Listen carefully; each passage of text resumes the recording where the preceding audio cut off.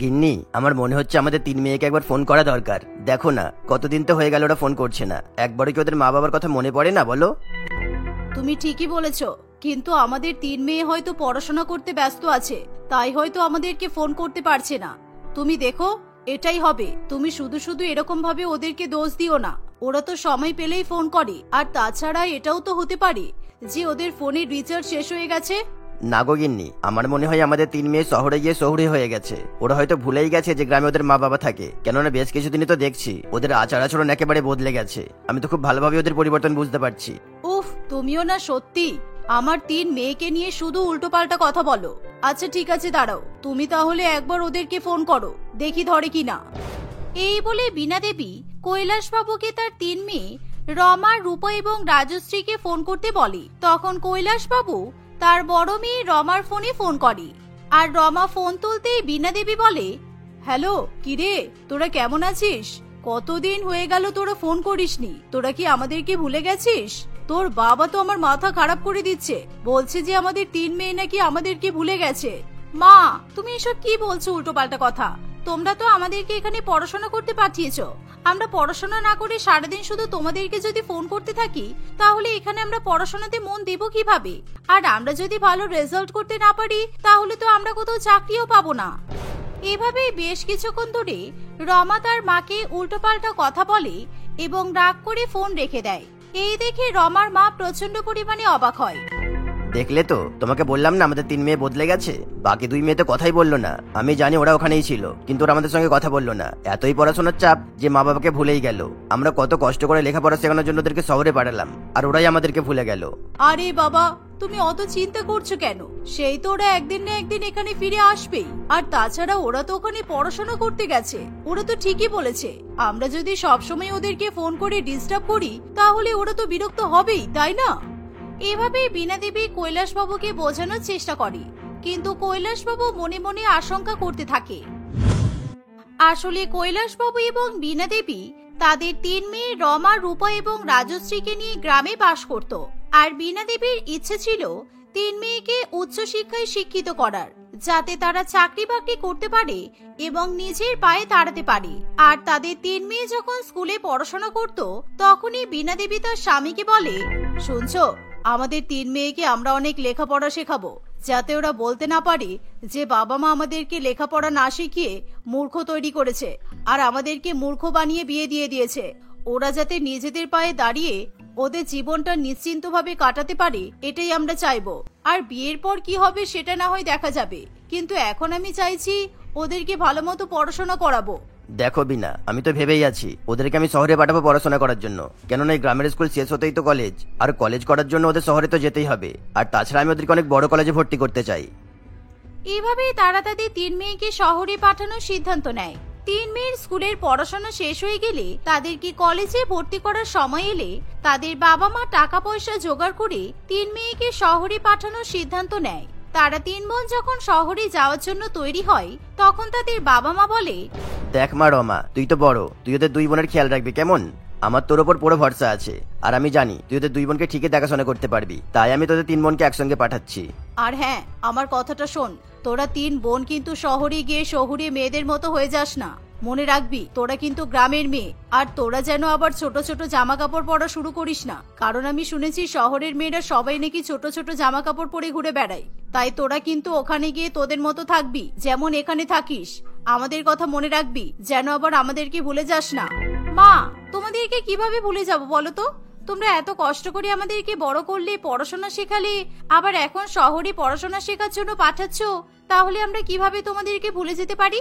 আর বাবা, তুমি চিন্তা করো না, আমি আমার দুই বোনের খুব ভালো মতোই খেয়াল রাখবো। আর হ্যাঁ, আর তাছাড়া ফোন তো আমাদের কাছে আছেই, ওখানে গিয়ে আমরা তো ফোন করে তোমাদের সঙ্গে কথা বলতেই পারবো। আচ্ছা, আমাদের কিন্তু দেরি হচ্ছে, এবার আমরা আসি। এই বলে রমা এবং তার দুই বোন শহরের উদ্দেশ্যে রওনা দেয়। আর শহরে গিয়ে দেখতে দেখতে কয়েক সপ্তাহ কেটে যায়। তারা যখন তিন বোন কলেজে যায়, তখন তাদেরকে গ্রামের মেয়ে বলে সকলেই রাগানো শুরু করে, কারণ শহরের মেয়েরা অনেক মডার্ন ড্রেস পরে থাকতো আর মডার্ন ড্রেস পরে কলেজে যেত। আর একদিন তারা তিন বোন যখন চুড়িদার পরে কলেজে যায়, তখন তাদের তিন বোনকে সবাই অপমান করতে শুরু করে। এই পূজা, দেখ, গ্রামের 3 গেও ভূত চলে এসেছে। আবার কি পরে এসেছে দেখ, এই জামাটা তো কালকেই পরে এসেছিল, আবার আজকেও পরে চলে এসেছে। ইস, কি জঘন্য ব্যাপার। এই, তুই তো ঠিকই ধরেছিস। আমার মনে হচ্ছে ওদের 3 বোনের কাছে আর কোনো জামা নেই, শুধুমাত্র এই একটাই চুড়িদার আছে। দেখ, তোরা আমাদের সম্বন্ধে কিছু না জেনে আমাদেরকে এসব কথা বলছিস কেন? আমাদেরকে নিয়ে এরকম হাসি ঠাট্টা করার তোদের কোনো অধিকার নেই, ঠিক আছে? আমি কিন্তু প্রিন্সিপাল ম্যামের কাছে গিয়ে তোদের নামে নালিশ জানাবো। ঠিক আছে, তুই এখনই যা। ওই তো দেখ, এই রাস্তাটা প্রিন্সিপাল ম্যাডামের কেবিনের দিকে যাচ্ছে। যা, এবার আমাদের নামে খুব ভালো মতো নালিশ করে আয়। কোথা থেকে না কোথা থেকে উঠে চলে এসেছে, আবার আমাদের নামে নালিশ জানাচ্ছে। এভাবে সেদিন তাদের গ্রামের 3 বোনকে অপমান সহ্য করতে হয়। আর তারা 3 বোনই কলেজ ছুটির পর বাড়িতে এসে একে অপরকে বলে, জানিস রূপা, রাজশ্রী, ভাবছি এবার আমাদের 3 বোনকে একটু চেঞ্জ হতে হবে, কারণ আমরা 3 বোন যদি এরকমই থাকি তাহলে আমাদেরকে কিন্তু আরো অপমান সহ্য করতে হবে। কিন্তু না, আমরা আর অপমান সহ্য করব না।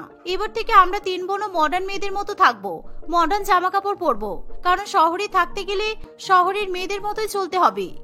কিন্তু দিদি, মা যে আমাদেরকে বারণ করলো ওরকম ছোট ছোট জামা কাপড় পরতে, তাহলে আমরা কি মায়ের কথা শুনবো না? মা যদি একবার জানে আমরা ছোট ছোট জামা কাপড় পরছি, তাহলে কিন্তু মা অনেক বকবে। আরে বাবা, চুপ কর তো।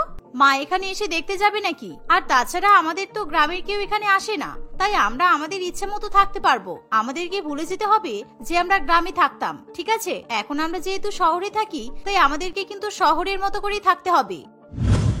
এভাবে সেদিনের পর থেকে তারা 3 বোন যেখানেই যায় শুধুমাত্র মডার্ন ড্রেস পরেই যাওয়া আসা করতে থাকে। তারা 3 বোন নিজেদেরকে সময়ের সঙ্গে সঙ্গে পুরোপুরিভাবে পরিবর্তিত করে নেয়। কলেজে তারা প্রতিদিন এখন নতুন নতুন স্টাইলিশ মডার্ন ড্রেস পরে যায়, আর তাদেরকে দেখে সবাই অবাক দৃষ্টিতে তাকিয়ে থাকে। এভাবে কয়েক মাস কাটে। একদিন কৈলাসবাবু আবার তার মেয়েদেরকে ফোন করে। কিরে, তোরা কি আর আসবি না? তোদের জন্য আর কতদিন অপেক্ষা করতে হবে বলতো? আমরা তো বৃদ্ধ হয়ে গেলাম, তোরা কি আমাদের বুড়ো বয়সেও দেখবি না? তাছাড়া তোদের তো ওখানে পড়াশোনা কমপ্লিট হয়ে গেছে, তোরা এখনো তাহলে ওখানে কিসের জন্য আছিস? বাবা, আমি এখানে একটা চাকরির সন্ধান করছি, তাই আমি এখন এখান থেকে যেতে পারবো না। আর তাছাড়া ওরা 2 বোনও তো এখানে চাকরি করবে ভাবছে। তোরা ওখানে কেন চাকরি করবি? ঘরে চলে আয়, ঘর থেকে যেখানে ইচ্ছা চাকরি করবি। আর তাছাড়া তোর মায়ের শরীর তো অনেক অসুস্থ, তোর মা তোদের 3 বোনকে দেখতে চাইছে। আমি তো অনেক বুঝিয়ে সুঝিয়ে রেখেছি, কিন্তু তোর মা আর থাকতে চাইছে না রে। কৈলাসবাবু যখন রমার সঙ্গে কথা বলে, তখনই সেখানে রমার মা বীণা দেবী চলে আসে। আর বীণা দেবী কৈলাসবাবুর হাত থেকে ফোনটা কেড়ে নিয়ে রমাকে বলে, রমা, তুই ফোনটা জোরে দে তো, আর ওদের 2 বোনকেও আমার কথা শুনতে বল। দেখ, তোদের 3 বোনকে আমার কিন্তু খুবই দেখার ইচ্ছে করছে। মানুষের মৃত্যুর কথা তো বলা যায় না। তোরা চলে আয়, এবার তোরা এখানেই এসে চাকরি বাকরি কর না। তোদের তো পড়াশোনা হয়েই গেছে, তাহলে আর শহরে কতদিন বা থাকবি? আচ্ছা মা, ঠিক আছে, আমরা কিছুদিনের মধ্যেই যাচ্ছি। রমা এই বলে ফোন রেখে দেয়। দিদি, তুই কেন যাওয়ার কথা বললি? আমরা তো শহরেই থাকবো, আর আমরা এখানেই চাকরি বাকরি করবো। তারপর আমরা শহরেই সেটেল হব। আমাদের গ্রামে যেতে একদমই ভালো লাগে না। গ্রামে মাটির রাস্তাঘাট, চারিদিকে গাছপালা, জঙ্গল আমার আর ভালো লাগে না। তাছাড়া আমাদের বাড়িটাও তো মাটির বাড়ি, ওরকম বাড়িতে কি আর থাকতে পারবো না আমরা। এখানে থেকেই তো আমাদের অভ্যাস হয়ে গেছে, তাই আমি ভাবছি আমি আর কিছুতেই গ্রামে ফিরে যাব না। না রূপা, এরকম বলিস না। বাবা মায়ের যদি কিছু হয়ে যায় তাহলে কিন্তু আমরা নিজেদেরকে ক্ষমা করতে পারবো না। চল, তাই আমরা বরং গ্রামে গিয়ে বাবা মায়ের দেখাশোনা করব। আর তাছাড়া বাবা মায়ের তো দেখাশোনা করতেই হবে, আমরা ছাড়া বাবা মায়ের আর কি বা আছে বল? এভাবেই রমা তার 2 বোনকে গ্রামে যাওয়ার জন্য রাজি করায়। আর দেখতে দেখতে কিছুদিনের মধ্যেই রমা, রূপা এবং রাজশ্রী 3 বোনই গ্রামে গিয়ে পৌঁছায়। আর তারা যখন বাড়িতে যায় তখন বীণা দেবী এবং কৈলাসবাবু তাদেরকে চিনতেই পারে না। এমা, তোমরা আবার কারা? এরকম ছোট ছোট জামা কাপড় পরে আমাদের বাড়ির মধ্যে ঢুকে এসেছো? তোমরা তো আমাদের গ্রামের মেয়ে নও, কারণ আমাদের গ্রামের মেয়েরা তো এরকম ছোট ছোট জামা কাপড় পরে না। মা, তুমি আমাদের 3 বোনকে চিনতে পারছো না? আমরা তোমার মেয়ে, আমরা শহর থেকে এসেছি। আমি রূপা, আর এটা তোমার বড় মেয়ে রমা, আর এটা রাজশ্রী। কি কি বলছিস কি তোরা? তোরা আমার মেয়ে আর আমি তোদেরকে চিনতে পারলাম না? হে ঈশ্বর, তোদেরকে আমি কি বলে পাঠিয়েছিলাম, আর তোরা শেষ পর্যন্ত কি করলি? আমি তো তোদেরকে আগেই বলে দিয়েছিলাম তোর এরকম ছোট ছোট জামা কাপড় একদমই পরবি না, শহরের মেয়েদের মতো একদমই থাকবি না। কিন্তু তোরা আমার কোনো কথা শুনিসনি, তাই তো? মা, তোমার কথা যদি শুনে চলতাম তাহলে আজকে আমরা এত উঁচুতে উঠতে পারতাম না। কেন জানো তো, ওখানে সবাই এরকম মডার্ন ড্রেসই পরে, আর আমরা যদি মূর্খদের মতো চুড়িদার পরে থাকতাম তাহলে শহরের সমস্ত স্যার ম্যাডামরাও আমাদেরকে ইগনোর করতো, আমাদেরকে দেখেও না দেখার ভান করতো, আমরা কোনো সুযোগ সুবিধাও পেতাম না। তাই বলে তোরা আমার কথাটা এভাবে অমান্য করলি? ঠিক আছে, তোরা না হয় শহরে থাকার সময় এরকম জামা কাপড় পরতিস, সেটা না হয় মানা যায়, কিন্তু আজকে তো তোরা গ্রামে এসেছিস, তাহলে তোরা তো গ্রামের মতো জামা কাপড় পরে আসতে পারতিস। এরকম ছোট ছোট জামা কাপড় পরে আসার কি দরকার ছিল? উফ মা, এখন তো ফ্যাশন এগুলো। তাছাড়া এসব জামা কাপড় এখন সবাই পরে, তুমি তো একেবারে মূর্খই থেকে গেলে। উফ, এখানে পাখাটাও আবার আস্তে আস্তে ঘুরছে, এমন আস্তে আস্তে পাখা চললে কি আরাম লাগে? এভাবেই রমা গ্রামের বাবা মায়ের বাড়িতে এসেই অহংকার দেখাতে শুরু করে, কারণ শহর থেকে ফিরে আসার পর তারা নিজেদেরকে খুবই ধনী বলে মনে করে, আর তাই তারা তাদের বাবা মাকে গরিব বলে অপমান করে। এভাবেই 2-3 দিন কাটে, আর 2-3 দিন গ্রামে থাকার পর তারা আবার শহরে যাবে বলে ঠিক করে, কিন্তু তাদের বাবা মার কিছুতেই তাদেরকে শহরে যেতে দেয় না, তাই তারা বাধ্য হয়ে গ্রামে থাকে আর গ্রামেই টিউশন পড়ানো শুরু করে দেয়। কিন্তু তারা 3 বোন শহুরে জীবনে এতটাই অভ্যস্ত হয়ে পড়েছিল যে তারা ভুলে যায় এখন তারা গ্রামে আছে। একদিন, রমা দেখ না, আজকে আমার শরীরটা ভীষণ খারাপ লাগছে, তুই কি রান্না বান্না করবি আজকে? আমি রান্না বান্না করতে পারবো না, আর তাছাড়া এখানে কি তুমি আমাকে রান্না বান্না করার জন্য রেখেছো? আমার অনেক কাজ আছে। মায়ের এরকম শারীরিক অসুস্থতা দেখার পরও রমা তার মাকে উল্টোপাল্টা কথা শোনায়, আর মেয়েদের মুখে এরকম বড় বড় কথা শুনে বীণা দেবী সেখানেই মাথা ঘুরে পড়ে যায়। তখনই সবাই মিলে বীণা দেবীকে হসপিটালে নিয়ে যায়, আর ডাক্তারবাবু চেক আপ করার পর বলেন, দেখুন এখন তো উনি সুস্থ আছেন, তবে হ্যাঁ ওনার সাথে বেশি কথা বলবেন না, আর ওনার সামনে কোনো চিন্তা ভাবনার কথাও বলবেন না। সকলে হাসি খুশিতে থাকবেন, কেননা উনি হয়তো কোনো কিছুর জন্য অনেক বড় একটা কষ্ট পেয়েছেন, তাই ছোটখাটো মিনি স্ট্রোক হয়েছিল আর কি।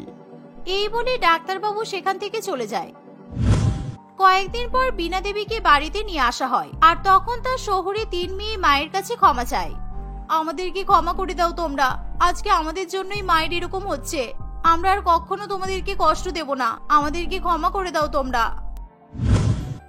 এভাবে সেদিনের পর থেকে তারা 3 বোন তাদের বাবা মায়ের সঙ্গে আবার ভালো মতো ব্যবহার করতে শুরু করে। তারা 3 বোন তাদের অসুস্থ মায়েরও ভালো মতো সেবা যত্ন করে, আর এভাবেই তারা সবাই মিলে সুখে শান্তিতে দিন কাটাতে থাকে।